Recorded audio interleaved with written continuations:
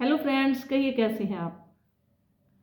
आज की स्टोरी उन लोगों के लिए जो कि ये कहते हैं कि लेडीज घर पर करती ही क्या है। एक बार एक बिजनेसमैन अपने ऑफिस से घर लौटता है और क्या देखता है कि घर में एंट्री करने से पहले ही अपने बच्चों को बाहर नाइट सूट में खेलते हुए देखता है। तो उसे बड़ी हैरानी होती है। उसे लगता है कि शायद मेरी वाइफ बीमार होगी या कहीं पर गई होगी, इसलिए इनको नहलाया धुलाया नहीं, तैयार नहीं किया।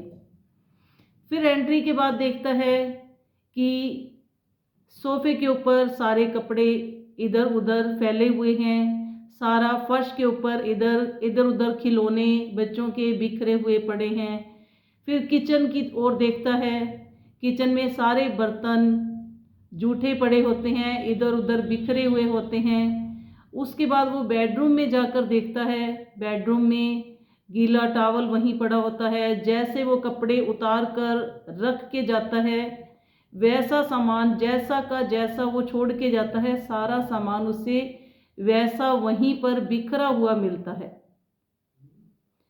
तो जब वो अंदर जाता है, अपनी मिसेज को देखता है, तो वो चेयर पर बैठी बड़े आराम से तैयार होकर फोन चला रही होती है। तो जैसे ही उसकी वाइफ की नज़र अपने हस्बैंड पर पड़ती है तो वो पूछती है कि ओ कैसे हैं आप, आपका आज का दिन कैसा रहा। तो वो बड़ी हैरानी से पूछता है अपनी वाइफ से कि ये सारा सामान इधर उधर बिखरा हुआ है और तेरी तबीयत भी ठीक लग रही है, फिर भी तूने ये सारा काम क्यों नहीं किया।